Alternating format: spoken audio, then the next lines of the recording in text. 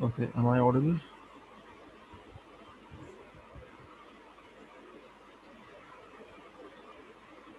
Actually, I'm having some issue with my earphones, so I won't be able to hear if you say something.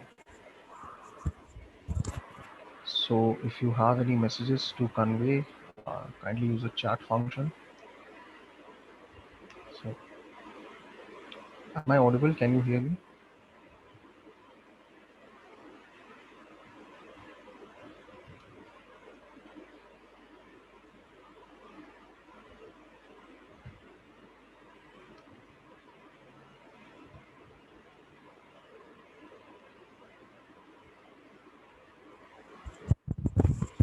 Hello, am I audible? Hello.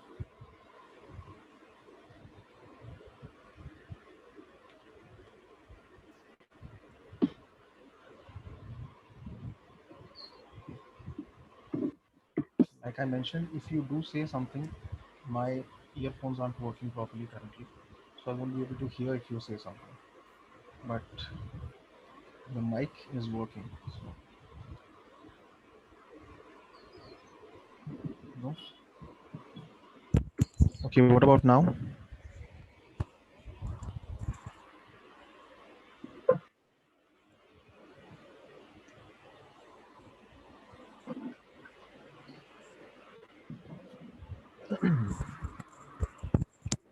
Can you hear me now?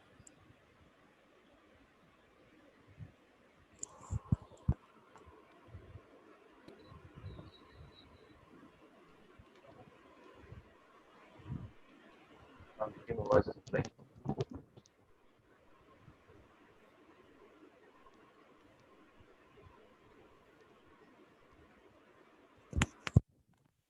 what's up? Yeah, so am I audible now? Can you just tell me in the chat? But some cracking sound. Like sound.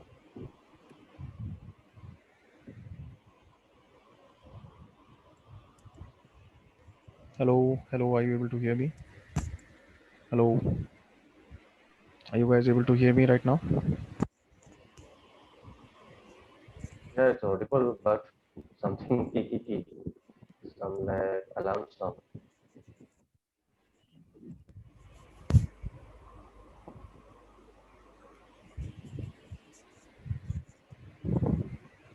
Okay, you can hear? Okay. So, in case at any point you are not able to hear me, or if I'm sharing a screen and you cannot see it, I'm not sharing anything currently. I'm just saying that if there's anything, okay, just write that in chat because right now, like I mentioned, I'm not able to hear if you say something. My earphones are not working.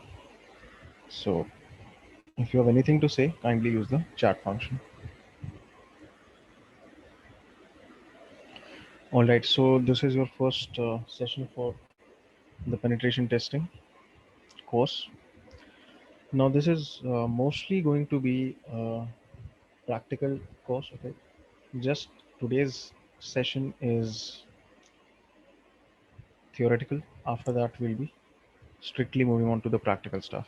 Okay, and if you're taking this course, I'm assuming that you already have some understanding of Linux and how to use Linux systems, or some basic understanding of ethical hacking.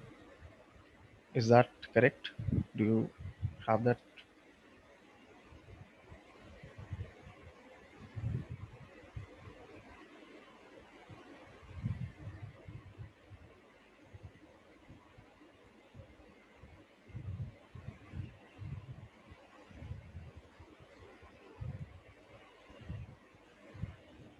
Are you guys familiar with the basics of ethical hacking and how to use Linux?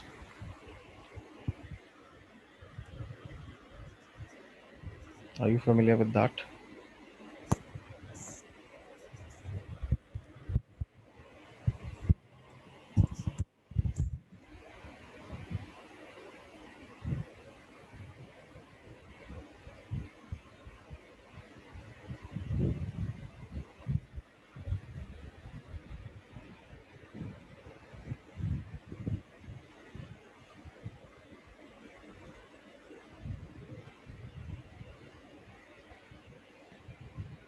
No? Okay.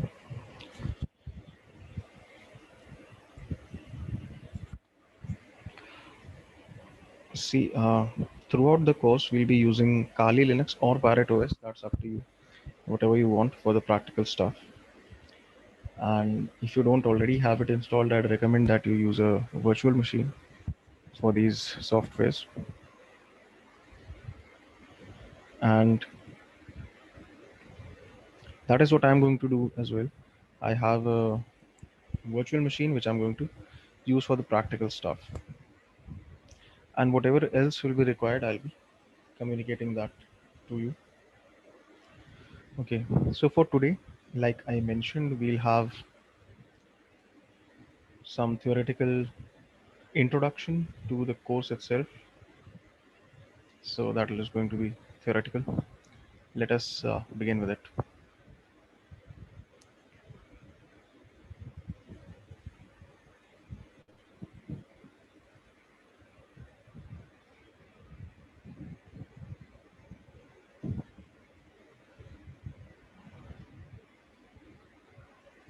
Just give me one moment and I'll be sharing my screen. There's some slides that I'll be showing you and I'll be talking about that.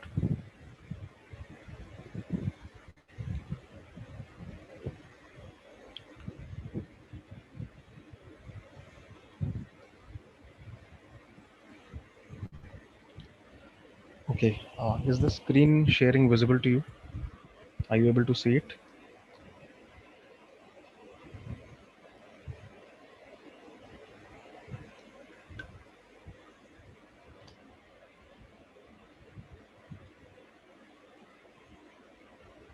Yes, okay, good.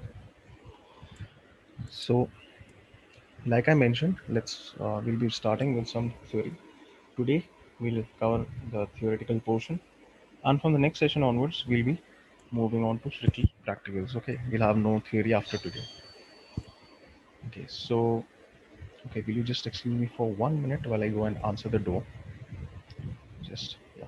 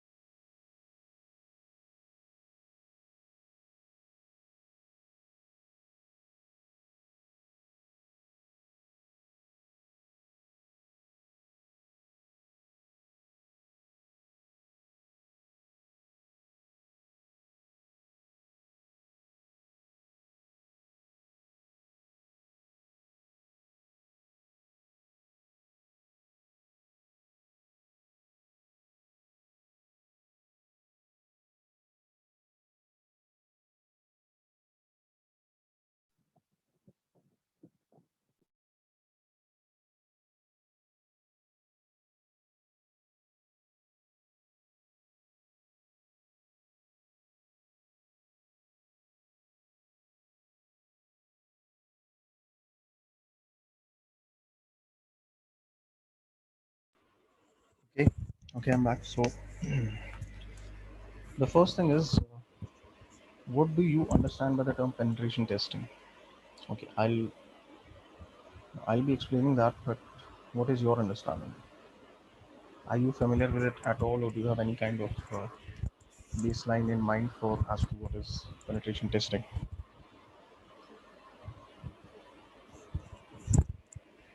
Sure, sir.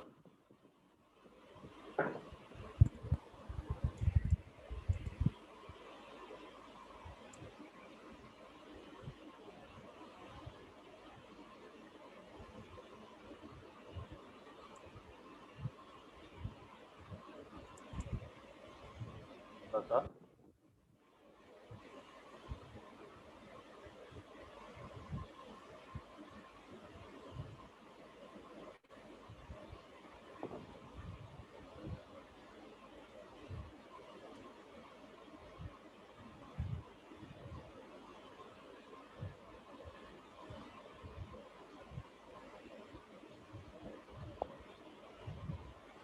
No, okay, no problem. So see, what penetration testing is, let's say, okay, you have some systems, you have some networks, and you want to figure out whether there's some kind of security issues, some kind of vulnerabilities within those networks. So you hire someone to do a penetration test. Now, of course, in this case, you are going to be the penetration testers. You are going to be conducting the penetration test. What a penetration test includes is, you'll do a complete and thorough test to find out each and every security vulnerability that is present within that network or within that system. And you are going to, whatever issues you find, okay, whatever vulnerabilities you find, you're going to try and exploit each and every one of those and see how far that takes you into that system, how deeply you can penetrate that system. That's why that penetration testing, that's where the name comes from. Okay, so you're basically trying to see what an attacker, if he tries to attack a system, what kind of approach they can take. And as a penetration tester, you are going to test that whether the system is secure, or if it is insecure, what are the, sorry, not insecure, if it is unsecure, how, what kind of vulnerabilities are present, what are the different approaches that an attacker could take to exploit that vulnerability, to hack into that system. That is what penetration testing is. Now, just like every other thing, penetration testing has a proper procedure, okay, that has a proper methodology that needs to be followed. So this step-by-step procedure, it has 5 different steps, or you could say 5 different phases, okay, whatever you want to call it, steps or phases. So these are information gathering, reconnaissance, access or exploitation, whatever you would like to call. Then there's post exploitation and there's reporting. Okay, finishing up, that's not a phase. Okay, that's not really a phase. So there are 5 phases. Now we are going to go through each of these. Okay, so we'll see what these phases are. So the first phase is information gathering. All right.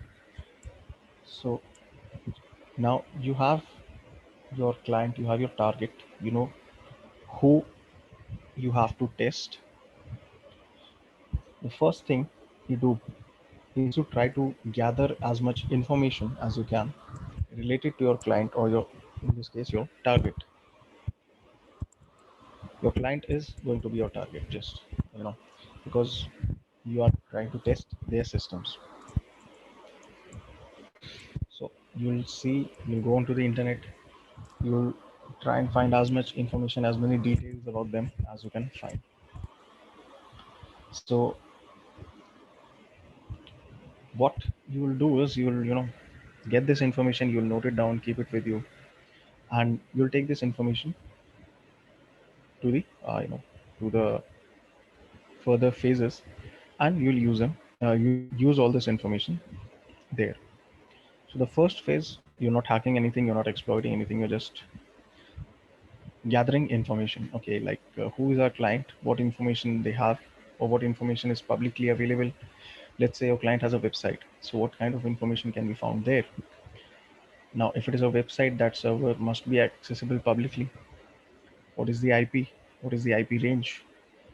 how many systems do they have that you can find publicly accessible, and what can you gain, what information can you gain from those systems. Then of course you have social media, right? People have a tendency to post everything on social media these days. I'm sure you must have seen that.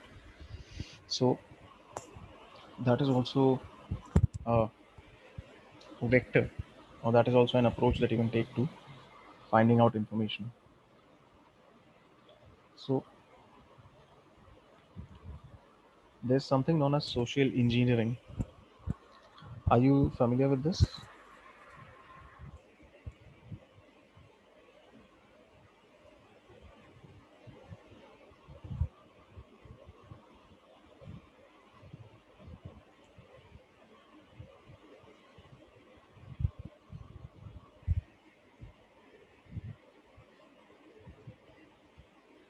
Yes. Okay.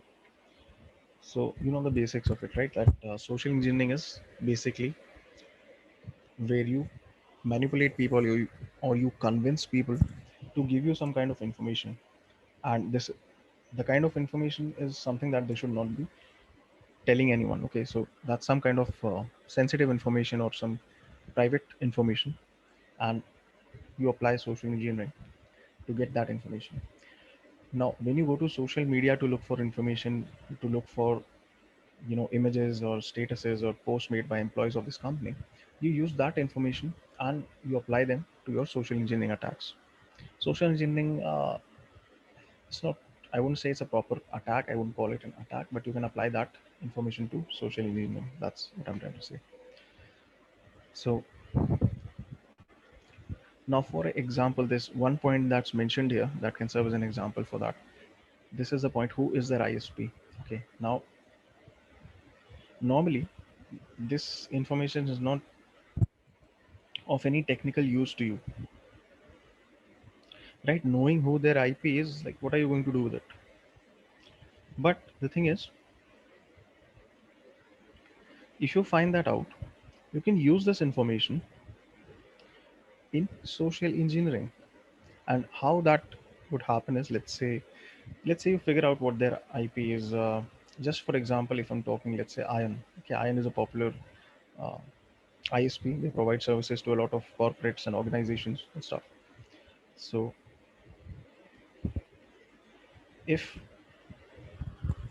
you are if you find out that the ISP is Ion, that's working at your target organization. So how you can use this in social engineering, you call someone up, okay, someone who works in that organization, your target organization, and you call them up and you say that, okay, I'm speaking from Ion, and like, we are your ISP, and there's some issue with, you know, we have received a complaint regarding your networks or something like that. You just make something up, and you say that I would need some of your personal details just to verify that there's nothing wrong with your accounts. Now, of course, to a technical person, this may not, this kind of thing, social engineering might not work on people who are, I don't know, very adept with technical stuff. But on most people from other departments, this is the kind of thing that can work. They are not going to verify whether you're actually calling from their ISP, and they're just going to give you the information that you ask for. This is just a particular example of a very specific situation where you can apply social engineering. But there could be lots of possible social engineering situations that you could apply based on the, of course, based on your target, depending on what information you find. There could be lots of stuff here. Okay, now some tools are mentioned. So Google Dorking, of course. Now Google Dorking is, let's say you're trying to look for pages containing sensitive information, or pages containing login portals or something like that on your target website. You could use Google Dorking for it. Okay, Google Dorking is, are you familiar with this, Google Dorking?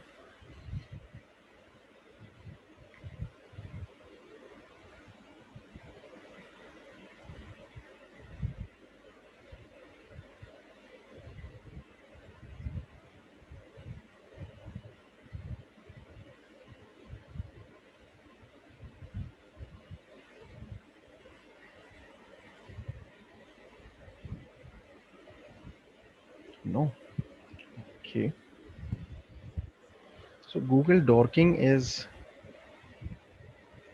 basically you're using Google, but you're using some refined search operators, okay, that give you specific types of results. Let's say that you're looking for something, some articles or some papers based on a particular topic, and you're looking for a particular kind of file, let's say just a PDF file. Then you can use a file type operator, and it is only going to give you the results for those files.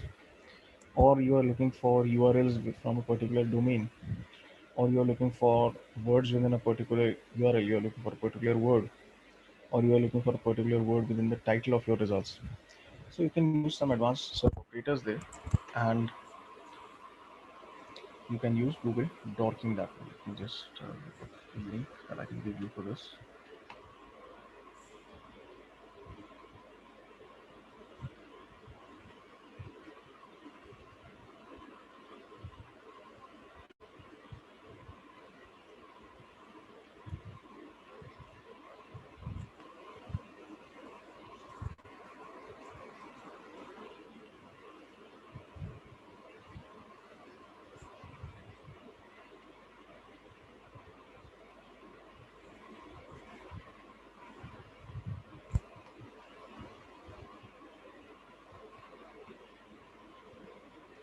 Okay, now I'm giving you a link to an article about Google dorking. Okay, and I would recommend that if you're not familiar with dorking, you should go over this, and it's going to give you a nice idea about what Google dorking is. Okay, so go through it. If there's anything in there that you don't go through it right now, after the session, go through it, and if there's anything in there that is not clear, then ask me tomorrow and I'll go over it. So Google Docking is just we're using some advanced Google search operators to narrow down your results.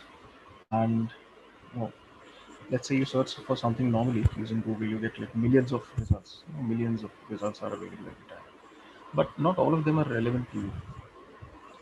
Okay, so you can narrow down your results and just focus on what you are looking for using these prompts. Then you have social media websites.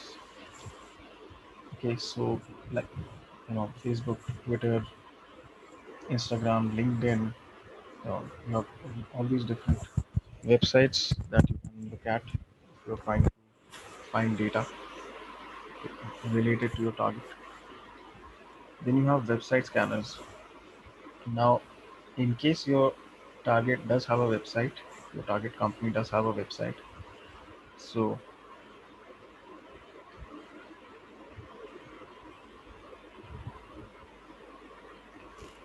you can run different kinds of tools, different kinds of scanners that scan for different vulnerabilities and issues within a website, and you can get more information related to those particular websites.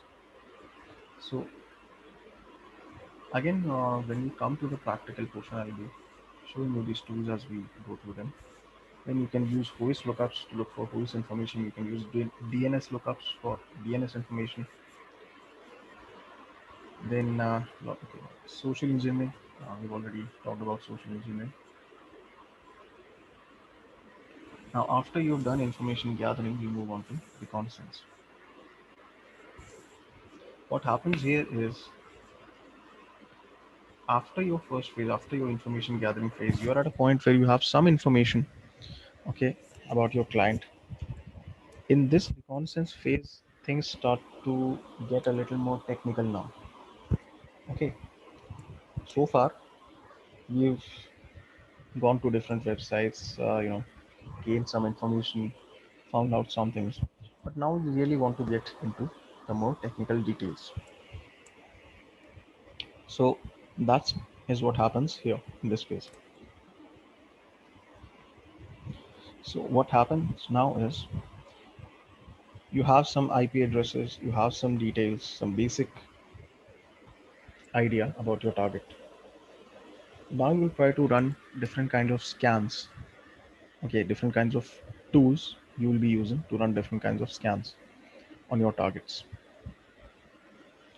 So the first thing that's mentioned is port scanning. Okay, so you'll try to find out what kind of ports. Now, when I say ports, I mean network ports, not physical ports. So how many ports are open on your target device? Service discovery and identification. Now, on those open ports, what kind of services are running? What kind of programs are running? Okay, what version of a program is running? Let's say you are able to figure out that there is a web server. Okay, there's a Windows server. Windows server is IIS, okay, Internet Information Server. So you find out that that is running. But it's also important to be able to find out what version of that is running. Okay, whether it's version 5 or 6 or 7 or 10, what is running. Because that version information is very important. Sometimes when you're looking for exploits related to some particular service, those exploits are only created for to target some particular version or versions of the software. So what works on a previous version of software will not work on latest versions because those vulnerabilities are patched. Every new update fixes, you know, pre-existing vulnerabilities. Whatever vulnerabilities are found in any software, the vendor eventually releases some kind of update to fix that vulnerability. So if an older version of a software is running and it is vulnerable to an exploit, the newer version will not be. So the version information is very important. Service discovery and identification means exactly this, what I talked about. Finding what kind of services are running, what kind of versions are there. That is what your target is here. Then it mentions vulnerability scanning. Okay, I'm not talking about social engineering, I've already talked about it. Vulnerability scanning is you can run your tools, you can use them to run different kinds of vulnerability scans. So now you're actively looking for what vulnerabilities are present in your target systems.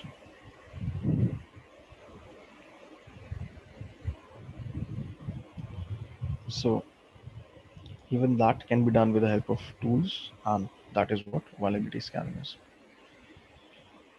Now, at the end of this phase, you have a lot of technical information about your target. We'll also go over some of the tools that are used.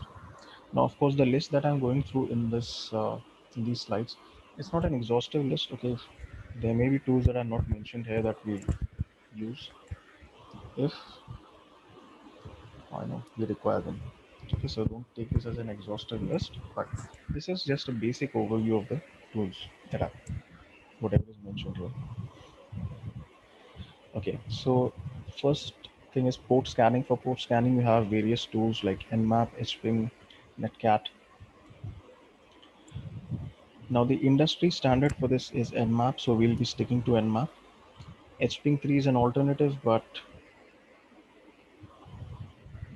I'm not going to use it. Actually, it's not very popular either because while it can be used for port scanning, it is not as good as Nmap. So when you have Nmap already, why bother? Then you have Netcat. Now Netcat is an important tool, but we are not going to use it for port scanning.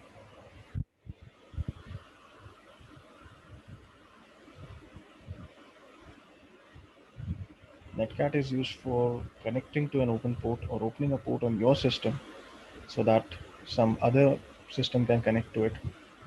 That's basically what Netcat is for. It can be used for port scanning, but it's that won't be very efficient. So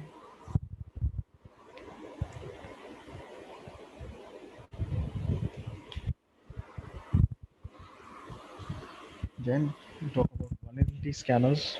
There is a tool called OpenVAS, which is an open source tool, but currently it's not very stable. Okay, they are making some changes to it, so the current versions don't work properly. But hopefully that'll get fixed soon. Let's see. Then you have your Nessus. Okay, Nessus is also a good vulnerability scanner. It's a commercial tool. You can use a free version of it, but that is very limited in its features.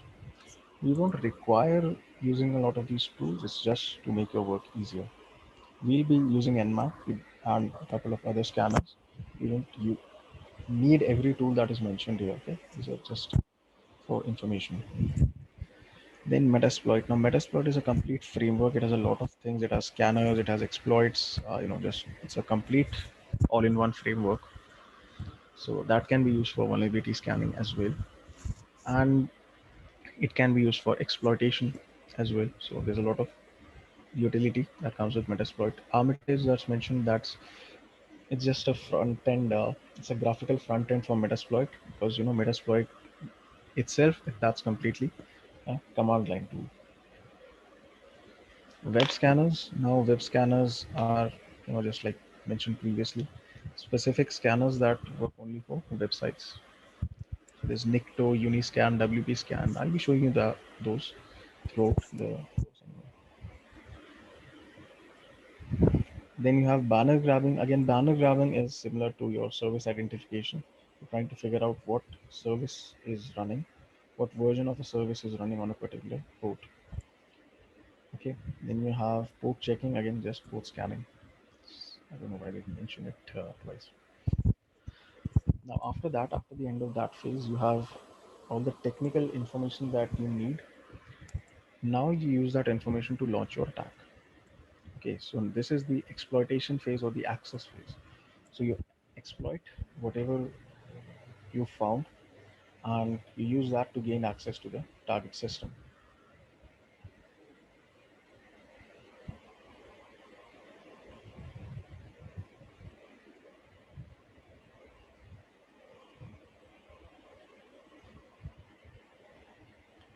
So based on the information that you've gained in the previous two phases, in the previous two steps, you now move on to exploitation. And once you have exploited whatever vulnerability you found, whatever issues you found on the target, you will be able to gain access to that system. So you'll be able to interact directly with your target system. So it is in this phase that the actual, you can say, the actual hacking happens. So types, a few types of attacks are given. Your remote attack is simply, you are not directly physically accessing a machine. You are attacking it remotely over a network, which is, of course, what 99.9% attacks are. Client-side attack. Now, every application, every website that you see, it has two parts: the client-side portion and the server-side portion. So, client-side portion, or the front end, is the part of the website that we, the users, interact with, and the server side is the backend portion that is available only to the developers, only to the administrators of those systems. So if you find a vulnerability that exists within the client side portion of an application or a site and you attack it, that is, you are making use of client side attack. That's what it is. Blind side attack. Blind side, it's not a category of attack, it's not a type of attack. It's just a particular vulnerability and an attack based on that. So it's not a category. Social engineering. So social engineering we've already talked about. I wouldn't necessarily classify it as an attack, but it's up to you what you call it. The purpose is that you need to get information through social engineering. So technically, I would not consider it an attack.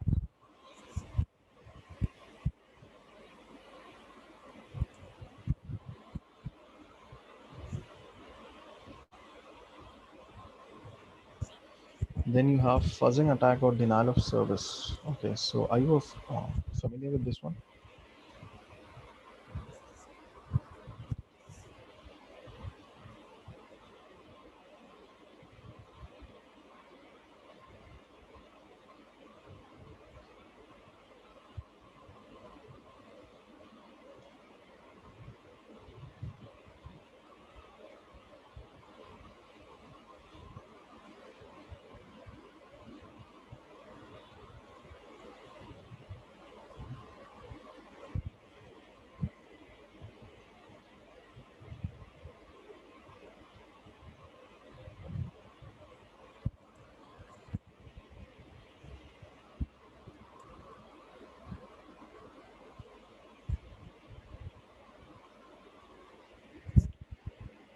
Are you familiar with denial of service?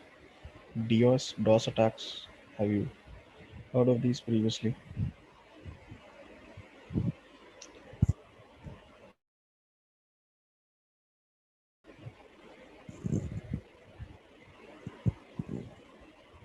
Not much. Okay. I'll just go over the basic what it is. And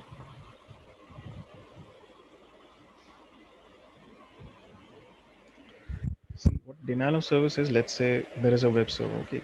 This most commonly it is targeted at web servers. These kind of attacks.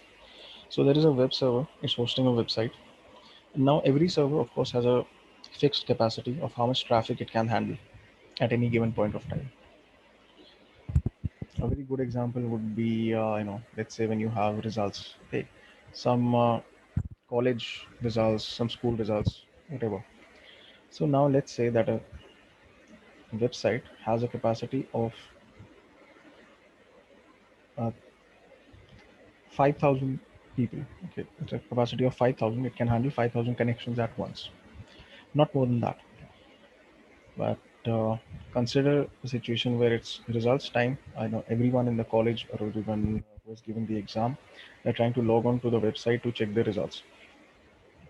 So let's say at one point of time there are about 6,000 people trying to access the website. Now, since this is greater than the capacity of the server, it its resources are already completely used up while catering to those 5,000 requests. It cannot handle any more. So if it is getting more requests, it's going to crash. Now, in this situation, what has happened is the server has crashed. No one is able to access the website now. This situation is known as a denial of service. And if you intentionally carry out this kind of attack, you bring down a server, you send a lot of requests to it just to bring it down, just to crash it. That kind of an attack is known as a denial of service, right? Now, as a penetration tester, we don't use this kind of attack at all because one of the reasons, the main reason is it's not beneficial to perform a denial of service. It's not going to give you access to the system in any way. It's just going to crash a service if you're able to carry it out. And the other very serious implication of such an attack is that if a service is down, if a website is crashed, then it can cause a loss of reputation, it can cause a loss of money to your client. So, in most cases, when you are handling a project, they'll explicitly prohibit you from carrying out a denial of service attack. And even if they don't, keep in mind that if you are going to try and do this kind of attack, you make sure that you are allowed to do it.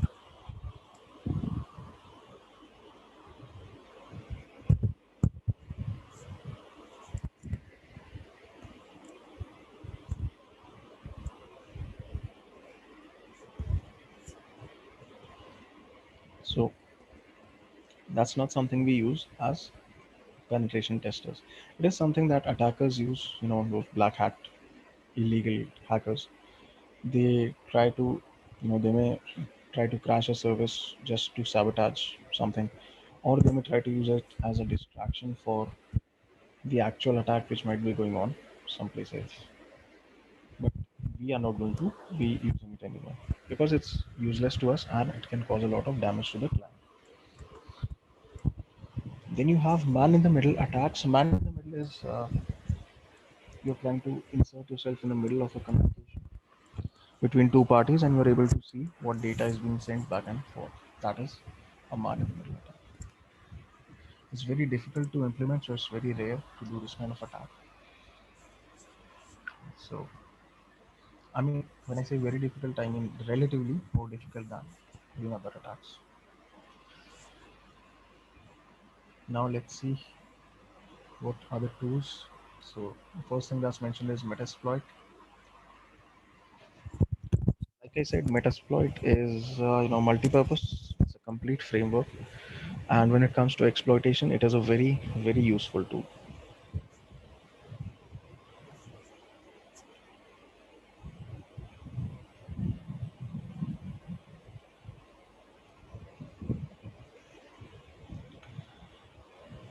Okay, and we'll be using it as well. If you are not familiar with it, don't worry, I'll be going through that.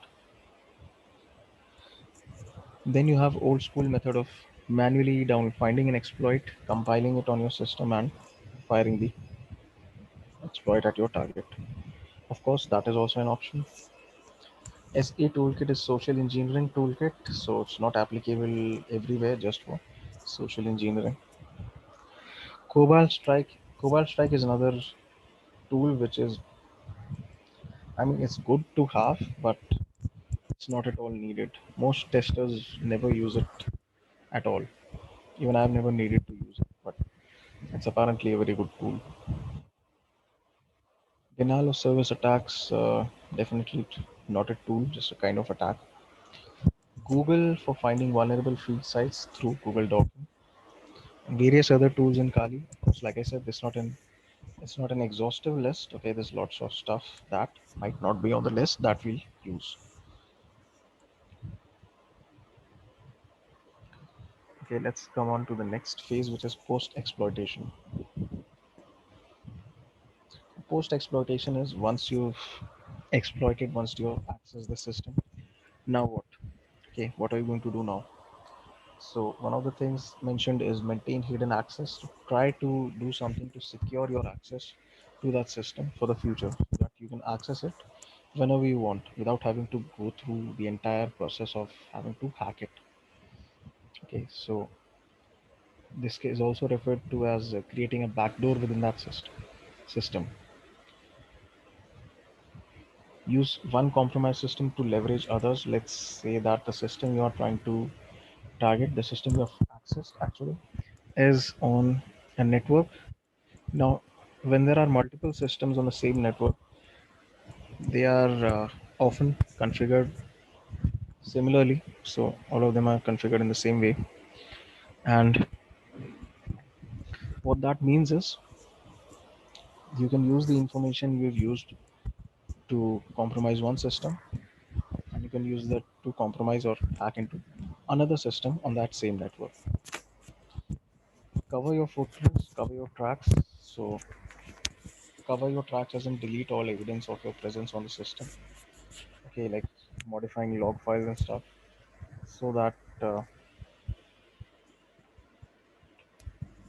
the attack cannot be traced back to you. Okay, so no one can figure out that it was you who carried out the attack. And of course, so that it's not immediately visible to the owner of the system that the system is compromised. Captured evidence for proof of access. Now, we need to think here as penetration testers. We are trying to simulate the steps of an attacker, but we also need to remember that we are doing this as penetration testers. When you will be creating your report, which is the last step, the last phase, in that report, now see, your client is not going to be with you at every step of the way. They're not going to be sitting and watching each and every action of yours. So what you will be doing, what you will be delivering to them at the end of this is a report. Now this report, it has to be very thorough, very detailed. So whatever steps you take, whatever actions you perform, whatever information you find, you need to be capturing regular evidence of that. That is, you need to be taking screenshots at every step of your process to include those as part of your report. Document your process. It simply refers to the next step, which is reporting. Now in your report, of course, you can include the results or the data you get from your tools, okay, whatever scans you've run, whatever information you've found. Of course, you can use all of that information within your report. Include proof of access. So as I mentioned, you can include the screenshots. uh, I mean, you have to include them, not you can include, because it's necessary to convey properly what is what exactly your steps were, what exactly your process was. So you need to be able to convey that properly, and that can be done through these screenshots with this evidence. That's why it's important to keep all of this. Next thing that's mentioned here is include list of fixes. So whatever security issues you found, you need to also include a list of how to fix those things. Again, just excuse me for a minute.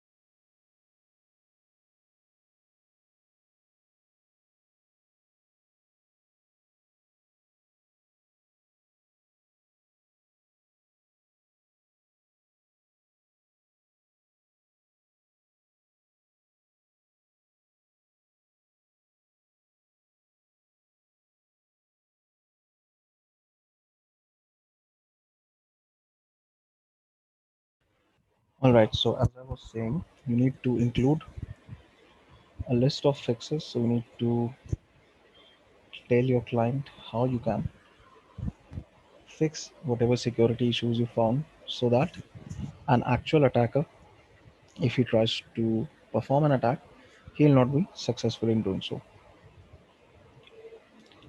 Provide techniques to avoid further access. It's the exact same thing. Then it says provide proof that you no longer have active access to the system. Now, this is not something that you'll include in the report. Like, this is something when you physically meet your client, you will be talking to them about this. Compile into report. Okay, so all the information that you have, you include that in your report. And well, after that, your work is finished. All you need to do is just present your report to your client, sit down and talk with them, and that's it. So these are your different phases or steps that are required, sorry, not that are required, that are a part of penetration testing. Okay, so this concludes the theoretical portion of this course. Now, when we talk about the practical stuff, okay, we practice. Now, again, we cannot practice on live machines, we cannot practice on live websites, we don't have permission to do that. So, if you were to do something like that, that would be illegal. So, that's not what we're going to do. What we are going to do is when we practice this penetration testing, we use the help of CTFs or capture the flags. So this includes, like you have some machines that you can download, virtual machines that you can download and set up on your systems, and then you can go over those. You can hack into those since it is a virtual machine on your own system. You don't have to worry about taking permissions from anyone. Okay, so have you heard about Metasploitable?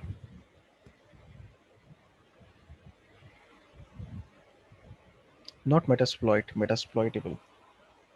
It is a virtual machine.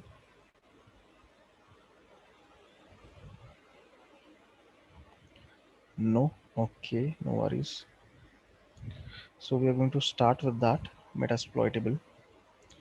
I'm going to give you a link. Okay, and what you need to do is download this virtual machine onto your system and then attack it with your Kali or Parrot OS, whatever you're using.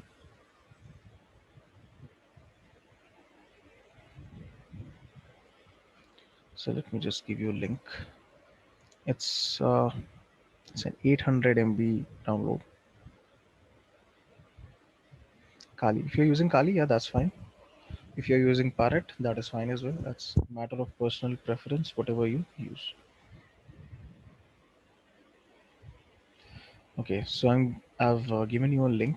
That link is for Metasploitable 2.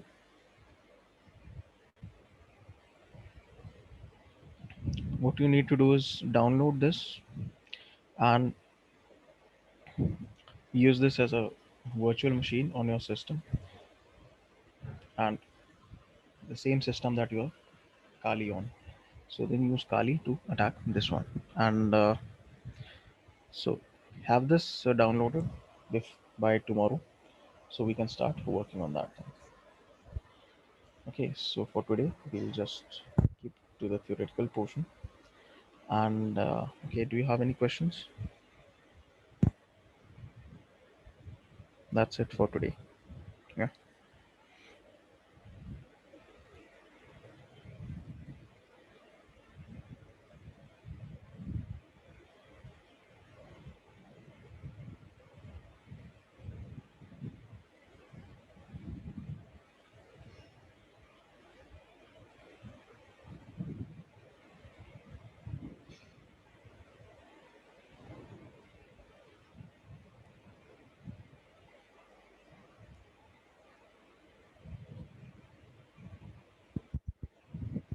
Yes.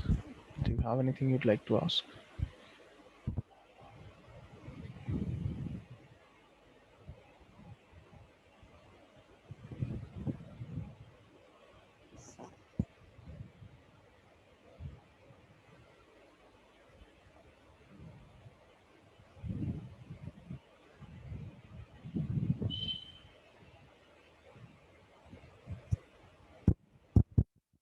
You downloaded this? So you already worked on this?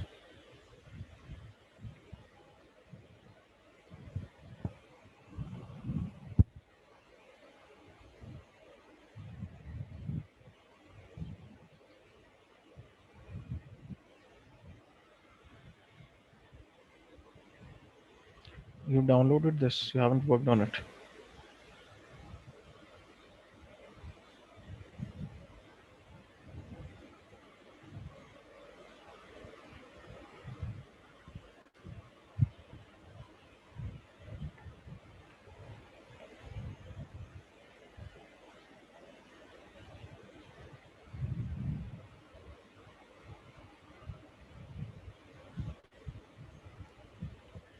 Downloaded and installed on VMware. Okay, good. And it is working fine, no issues with it.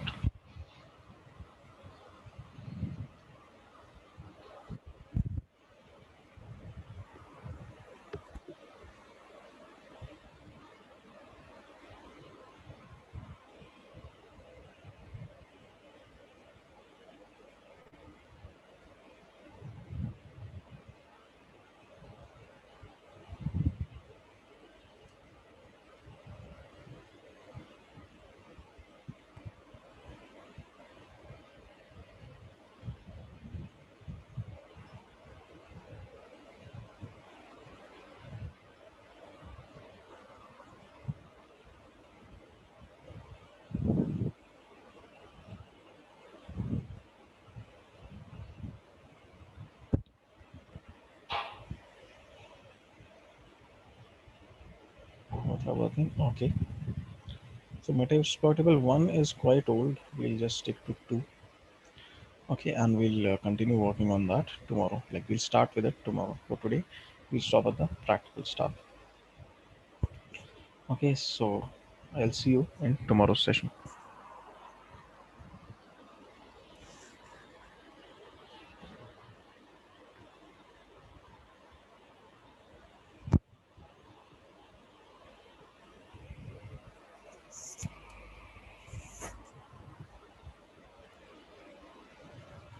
Number? No, no. I'm not uh, I'll not be giving any personal details of my. Yeah. I can give you an email address that you can use to communicate.